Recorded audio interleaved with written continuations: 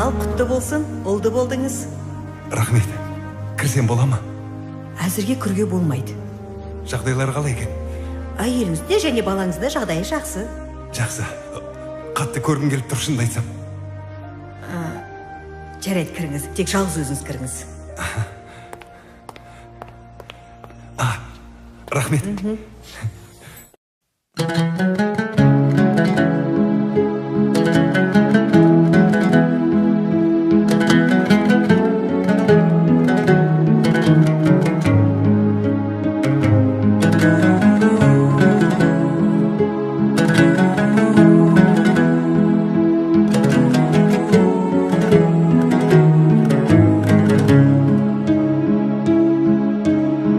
Ақыреттен сөз болғанда тіл қысқарса, ақ көңілден сөз болғанда көз жастанса, достарыңмен байлық жайлы сөз басталса, ата-анам бай деп емес, ата-анам бар деп қуан. Ақыреттен сөз болғанда тіл қысқарса, ақ көңілден сөз болғанда көз жастанса, достарыңмен байлық жайлы сөз басталса, ата-анам бай деп емес, ата-анам бар деп қуан. Достарыңмен байлық жайлы сөз басталса, ата-анам бай деп емес, ата-анам бар деп қуан.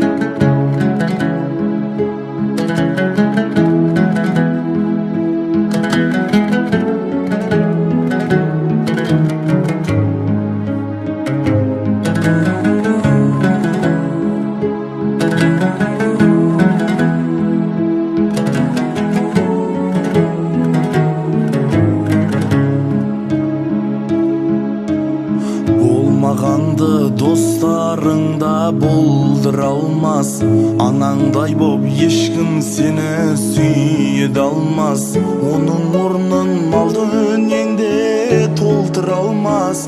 Ата-анам бай деп емес, ата-анам бар деп қуан. Болмағанды достарыңда болдыра алмас, анаңдай боп ешкім сені сүйеді алмас. Оның орнын мал дүниеңде толтыра алмас. Ата-анам бай деп емес, ата-анам бар деп қуан. Ата-анам бай деп емес, ата-анам бар деп қуан.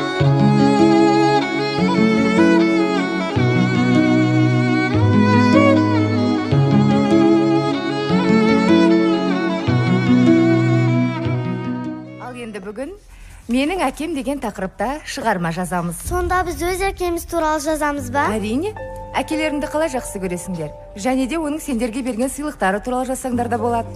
Апай, бір сұрақ қойсам бола ма? Қоя ғой. Арай қалай жазады? Түсінбедім. Оның әкесі жоқ қой. Жоқ, менің әкем бар. Өтірік айтасың, сен тастап кеткен. Санжар, сен оны қайдан шығардың? Оның әкесі жоқ, оның бәрі біледі. Солай ма, достар? Жоқ, олай емес, мен әкем тастаған жоқ. Өтірік айтасың. Онда әкең қайда? Балалар, болды енді. Тынышталамыз.